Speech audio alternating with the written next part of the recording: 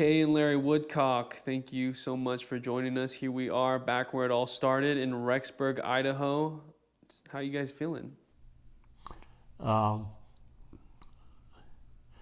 a momentary question. Right now, we look forward to tomorrow. We look forward to seeing inmate Daybell in jail clothes. Yeah. We hope that the sentence is a righteous sentence, and I'm ready to turn the lock on that post office box and leave it locked. I'll never be able to forget it. Kay will never be able to forget it. We're trying very hard to accept this, and after 4 years, there's moments when we can't accept it. It just doesn't feel, it feels like a bad dream. And I think at this point, we want to know, to be reassured that she's going to pay for what the crimes that she committed, and allow us to continue on with our lives. There'll be a big chunk of our life that is missing. There's not a day that goes by we don't see a picture, we don't see, and not just JJ's pictures, not just Tylee's pictures, Tammy, Charles especially. And it just brings up this last 4 years. It doesn't even have to be them. It can be something circumstantial. And that somebody, I posted a picture the other day of a little boy, probably 3 years old, peeing off the porch of his house. Picture. And I see pictures like that, and that's how I taught JJ, when he's got to go, rather than fighting his diaper, just whoop it out and go to the tree and go pee on the tree. And those are the moments that, little things like that really, really hurt.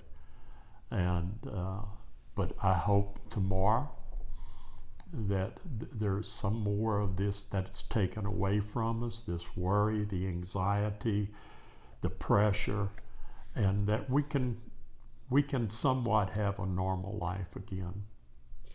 We know you guys represent JJ Vallow as his grandparents. Mama, Papa, everyone knows you, but you also represent, I think, family members out there that are searching for justice. And in the cases of kids who are missing and need advocates, you represent a long-lasting journey because it took a long time to get to this point.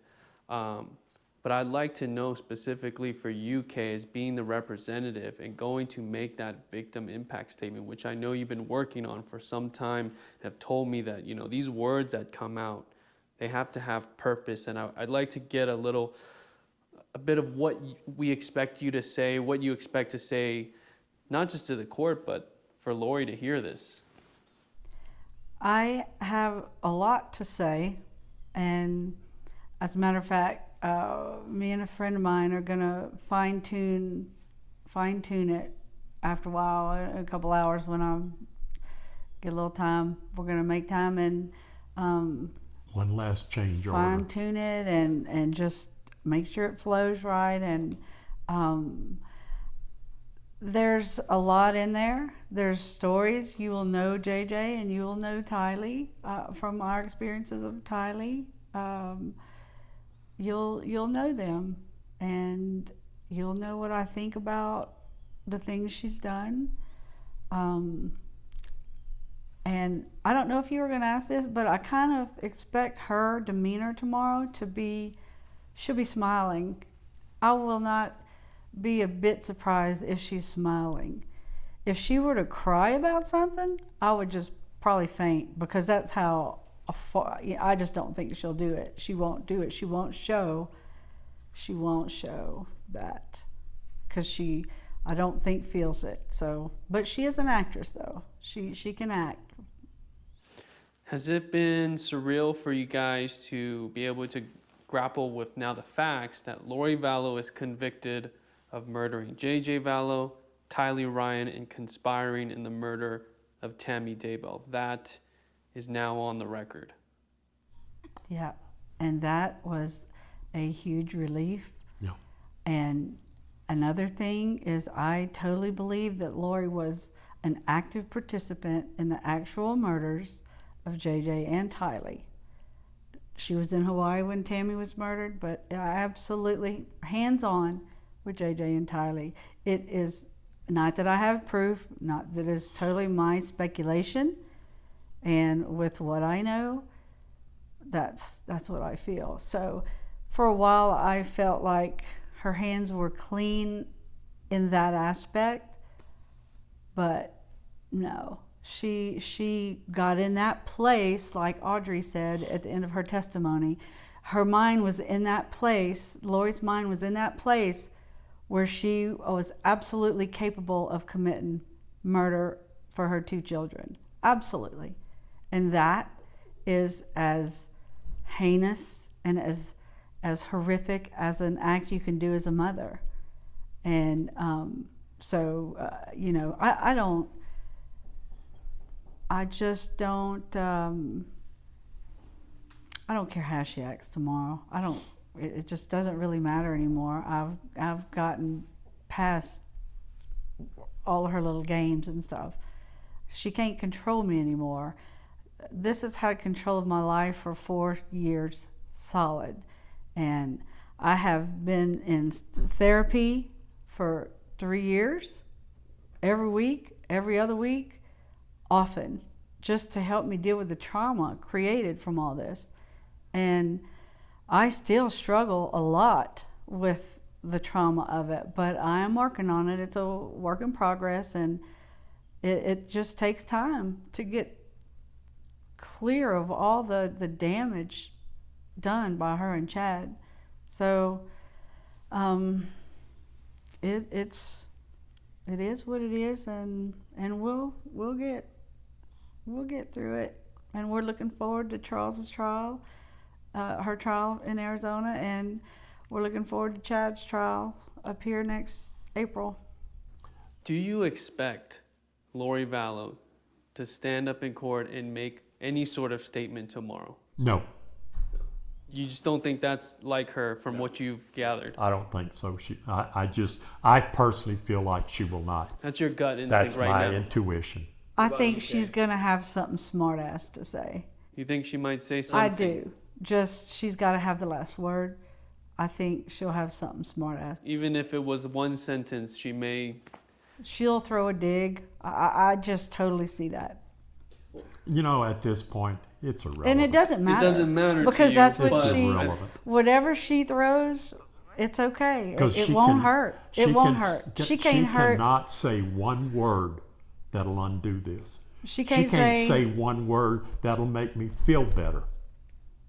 And she can't say one word that'll make me feel any more angry or Yeah. hurt than we already are. Because the kids they're gone. They're okay. So We're the kids. we'll be all right. We're the kids. We're the kids. What if she showed any bit of remorse? How would that make you feel? Have you ever I thought feel of like these she scenarios? was lying. I would feel like she's doing it for the cameras. Mm-hmm. She's acting. So I just whatever don't she think- does, there's nothing ever genuine. Obviously, there's nothing genuine about her. So any emotion she shows, whether she's laughing or crying, it's not genuine. She's acting. If you'll remember in Lori's trial, the day I stayed after court and I went through all of those photographs, every one of them, I saw the fingerprints. I saw the bruises. I saw the brutality that was perpetrated on those two children. Somebody that can do that has no soul, has no love. Has a lot of rage. I don't know if she's got rage or not, Yeah. but I can tell you this here. She can't say anything to undo what I've seen. Was there a breaking point when you sat there and looked at those photos? You don't have to get into the details. These are very graphic details are. and tough for any loved one to go through. But there had to be a result of why. You had to be asking just why. Why did it have to be like this? Take me through those moments if you can a little bit. And I understand if it's really hard, Larry. It's hard. Yeah. It really is. It truly is. It's hard to unsee the unthinkable, the cruelty that was involved in the murders of those two children. I can't imagine of someone being able to do that. To me, in the trial, the pictures were horrific. And that is what finalized it for me, that this is as bad as it can get. But the testimony that Audrey presented in that trial, when Lori told her that she's not in she can be in the place, Put her mind in the... put her mind in place to do this. That to me was her confession. That was Lori's confession. Inmate Lori. I'd like to know this. We talk about Audrey, her former friend, making that huge testimony. We never heard about that. Never. About Bombshell. Lori allegedly saying that she could was- put herself there to That was a bombshell. basically bury her.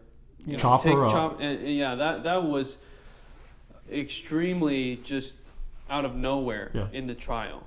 So I asked, during the timeline from when Charles was shot and killed until Lori was finally arrested in Kauai, how much did you fear for your safety? When she was in Kauai, that... I don't you knew think... she physically wasn't around you, but you had to I didn't wonder know. about. Well, once Alex died, once Alex was murdered, which I totally believe he was murdered. I don't believe anything about a natural death. I just don't believe That's it. too And convenient. for people watching, that's December 2019 that Alex had December died. 12th, yes. December 12th. And on December 12th, I had a huge weight lifted off of me the minute I learned that Alex was dead. Because up until then, from the time of Charles, actually it wasn't until after Charles's murder, it was after I learned of Brandon's attempted murder. That's when I was like, oh wow, okay, this is serious. And I knew Lori would find money or whatever it was to get to Lake Charles, to get Alex to Lake Charles. I knew she was capable of it at that point. I absolutely knew. So I was absolutely in fear for my life at that point, and him too. I mean, why not? You know, take us both out, just because they could. If you stop and think about it in the retrospect way, when she told Audrey that she was capable of being there, then she was more than capable of killing Kay and I. Yeah. She was more than capable of telling Alex to kill us. We still don't know. To this day, we don't know how many other people are involved in this. We do know, and no, we don't know. There is No. more involved. Yes, there were there's more involved. crime in this, Yeah. but we're not at liberty to talk about it. Yeah. But there was more. I mean, there is more, and it's just not up When to us to that occurred, talk about it. I can tell you this here. I went into a self-protection mode, situational awareness. We're talking about after Brandon was shot at. That's October Yes. October 2nd. We 2nd. both had a 2019. fear, and we both protected ourselves. We protect ourselves driving up here. We protect ourselves, our situational awareness, and ourselves sitting here. And I still have a certain amount of fear, even though this is supposed to be over with. I think time will allow us to not be quite as aware, but I can absolutely tell you, to this very moment, sitting here speaking with you, I try to watch everything. I try to understand everything I'm getting into, because I don't want anything to happen to us. I mean, we're all going to die, but I don't want to take a busload, you know. I mean, let's don't. This has changed you basically. The Oh, trauma. it has absolutely Absolutely. changed. And Yeah. for context, the $1 million life insurance policy, we know Charles transferred it to you. You knew that Lori was upset about that already in August 2019. Do you feel like you've always been, in her eyes, like a nemesis? No. Yes. Well, I mean, after And that, you said yes. you loved her. You Oh, said we that. did. Yeah, both Yeah, of you. we've But at said this that. point in 2019, just to really give people the context, she did not see this coming, this move coming from Charles, really, from Right. the grave, finding Yeah. us out after the shooting. And now you're the one that's alive, and you have the policy. Well, But that is a sidebar to it. You know, that is not. She just wanted, her and Chad, sex and greed. They wanted money and they wanted sex. And they didn't wanna have to they work loved for it. people thinking they were the head of the 144,000, they but didn't wanna whatever. work for it. So, I mean, they wanted money. They wanted ways to finance their escapades, is what I'll call them. But it doesn't. It's just. There's so much to this story. Have you ever sat back? I know you have, and really thought about it. Because like I never read all the FOIA docs, and I didn't do all that because it's too much. And I did try to live a life beside this, but I wasn't real successful at it because this really took over Consumes everything. your whole It life. It has. absolutely It consuming. is, absolutely. What's next after this? Then I know we talk about Chad's trial, we talk about justice for Charles and Brandon. There are charges in Maricopa County, but do you ever get some normalcy? I have the next thing is Charles's trial, and then Chad's up here. What order they'll happen in? Excuse me. What order they'll happen in? I don't know, but that's next. But I do have a mission to change some laws in the state of Idaho.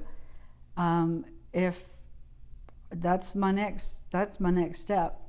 How do you want to make change exactly for I families? want grandparents to have a few rights.